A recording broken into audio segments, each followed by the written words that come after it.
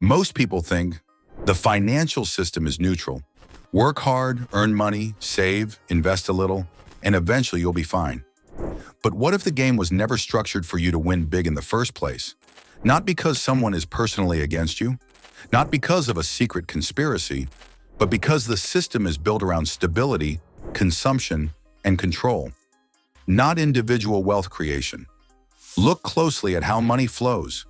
Every time money enters your hands, multiple forces are already waiting.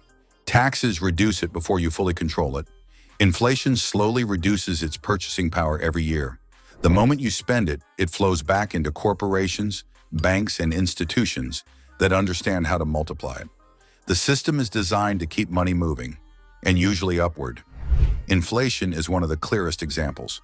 Governments continuously print new money to stimulate the economy, manage debt, and maintain growth. But when more money is created, the value of existing money decreases. That means if your cash is simply sitting in a savings account, it is silently losing value over time. You feel safe because the number stays the same or grows slightly. But in real terms, your purchasing power may be shrinking. Wealthy individuals understand this. They rarely hold large amounts of idle cash. They convert cash into assets, businesses, stocks, real estate, investments that grow faster than inflation. The system rewards those who own appreciating assets and quietly disadvantages those who only hold currency. Now look at debt. Debt is not just a financial tool. It is a massive profit engine. Banks make money when people borrow. Interest payments create consistent income for financial institutions. Easy access to credit encourages spending beyond current income. The system thrives when people remain borrowers. Meanwhile, the wealthy often use debt differently. They use it strategically to acquire assets that generate more income than the cost of borrowing. Same tool, completely different outcome. Another hidden layer is taxation structure.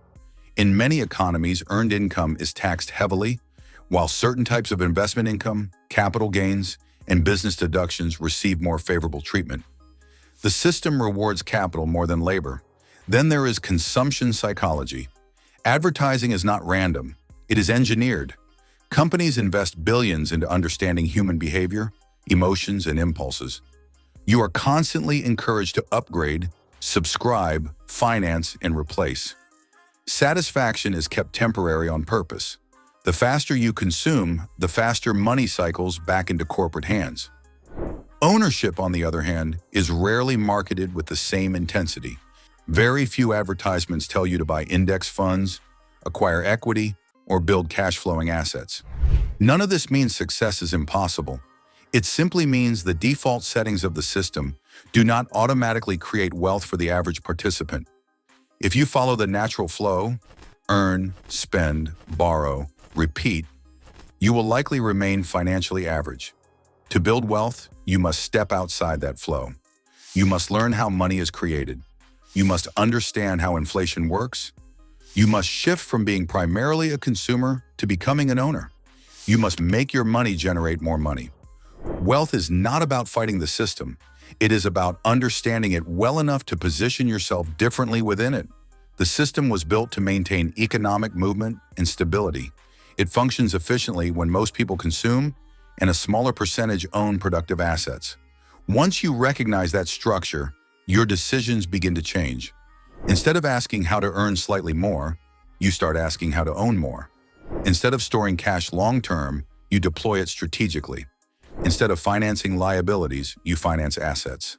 The system may not have been designed to automatically make you rich, but once you understand its mechanics, you can use it instead of being used by it.